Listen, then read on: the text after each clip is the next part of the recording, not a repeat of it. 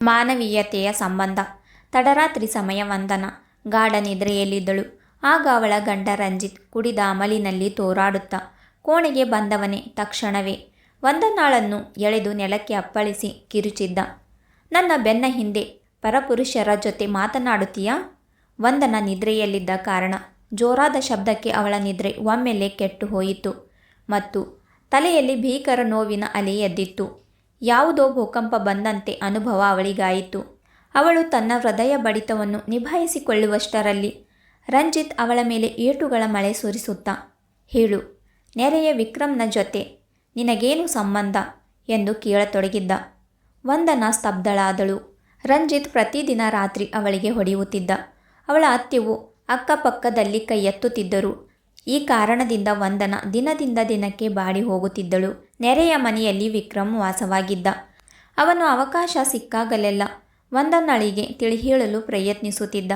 ಅನ್ಯಾಯದ ವಿರುದ್ಧ ನೀನು ಯಾಕೆ ಧ್ವನಿ ಎತ್ತಬಾರದು? ಆದರೆ ವಂದನಳಲ್ಲಿ ಅಷ್ಟು ಧೈರ್ಯವಿರಲಿಲ್ಲ. ಹಾಗಾಗಿ ಅವಳು ಎಲ್ಲವನ್ನು ಮೌನವಾಗಿ ಸಹಿಸಿಕೊಳ್ಳುತ್ತಿದ್ದಳು. ಅವಳ ತವರು ಮನೆಯಲ್ಲಿಯೂ ಆರ್ಥಿಕವಾಗಿ ಮತ್ತು ಮಾನಸಿಕವಾಗಿ ದುರ್ಬಲವಾಗಿತ್ತು. ಅವಳ ಸಾಕು ತಾಯಿ ಹೇಗೂ ಅವಳಿಗೆ ಮದುವೆ ಮಾಡಿ ಕೈ ತೊಳೆದುಕೊಂಡಿದ್ದರು. ಇದೇ ವಿಷಯವನ್ನು ಅವಳ ಗಂಡ ಮತ್ತು ಅತ್ತೆ ಬಂಡವಾಳ ಮಾಡಿಕೊಂಡಿದ್ದರು. ವಂದನ ತಮ್ಮ ವಿರುದ್ಧ ಏನು ಮಾಡಲಾರಳು ಎಂಬುದು ಅವರಿಗೆ ಚೆನ್ನಾಗಿ ತಿಳಿದಿತ್ತು. ಆದ್ದರಿಂದ ದಿನದಿಂದ ದಿನಕ್ಕೆ ಅವರ ದೌರ್ಜನ್ಯ ಹೆಚ್ಚಾಗುತ್ತಿತ್ತು.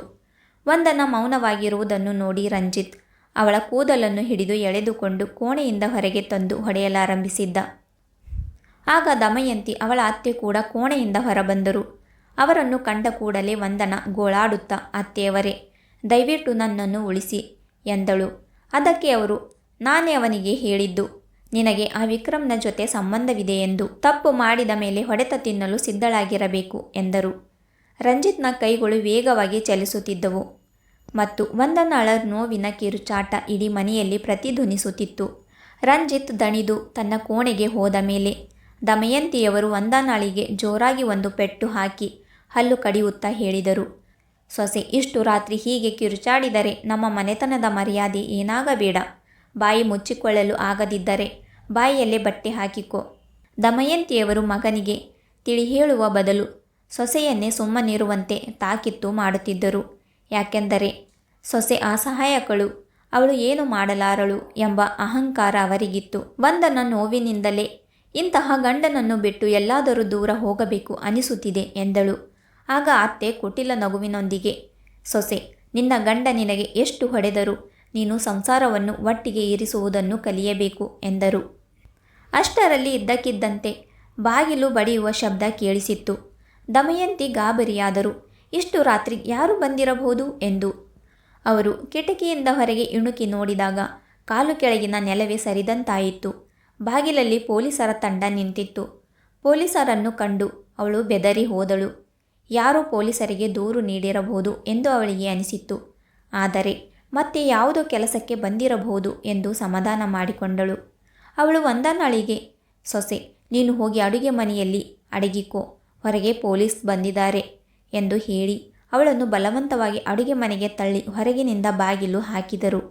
ನಂತರ ಮುಖ್ಯ ದ್ವಾರವನ್ನು ತೆರೆದಾಗ ಇನ್ಸ್ಪೆಕ್ಟರ್ ರಂಜನ್ ಕಠೋರವಾಗಿ ಕೇಳಿದರು, ನಿಮ್ಮ ಸೊಸೆ ಎಲ್ಲಿದ್ದಾಳೆ? ನೆರೆಯ ಮನೆಯಿಂದ ಫೋನ್ ಬಂದಿತ್ತು. ನಿಮ್ಮ ಮನೆಯಿಂದ ಕಿರುಚಾಟ ಕೇಳಿ ಬರುತ್ತಿದೆ ಎಂದು. ದಮಯಂತಿ ಸುಳ್ಳು ನಗೆ ಬೀರುತ್ತಾ, ಹಾಗೇನೂ ಇಲ್ಲ ಇನ್ಸ್ಪೆಕ್ಟರ್ ಸಾಹೇಬ್ರೆ, ನೆರೆಯವರೆಲ್ಲ ನಮಗೆ ಅಸೂಹೆ ಪಡುತ್ತಾರೆ, ಹಾಗಾಗಿ ಸುಳ್ಳು ಹೇಳುತ್ತಿರಬಹುದು. ನಮ್ಮ ಮನೆಯಲ್ಲಿ ಎಲ್ಲವೂ ಸರಿಯಾಗಿದೆ ಎಂದರು.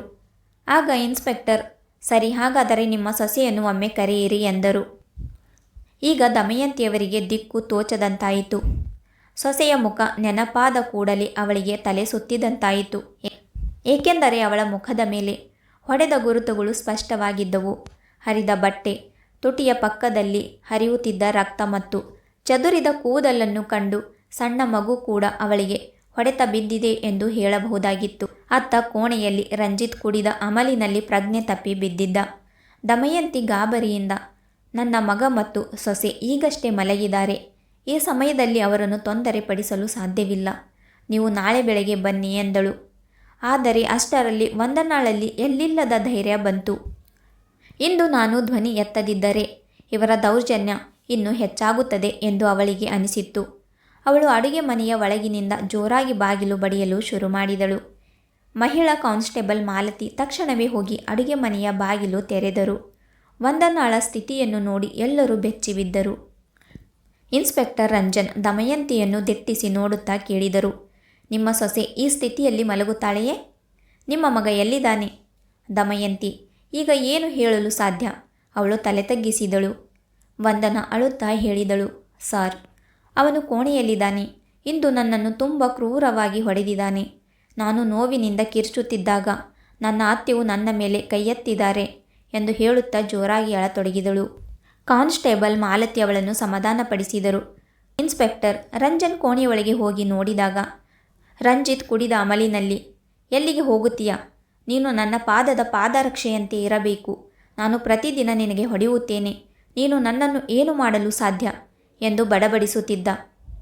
ಇನ್ಸ್ಪೆಕ್ಟರ್ ಅವನಿಗೆ ಜೋರಾಗಿ ಒಂದು ಕಪಾಳ ಮೋಕ್ಷ ಮಾಡಿ, ಬಾ, ಯಾರೇನು ಮಾಡುತ್ತಾರೆ ಅಂತ ತೋರಿಸುತ್ತೇನೆ ಎಂದು ಎಳೆದುಕೊಂಡು ಬಂದರು. ಮಹಿಳಾ ಕಾನ್ಸ್ಟೇಬಲ್ ದಮಯಂತಿಯನ್ನು ಸಹ ಬಂಧಿಸಿದರು.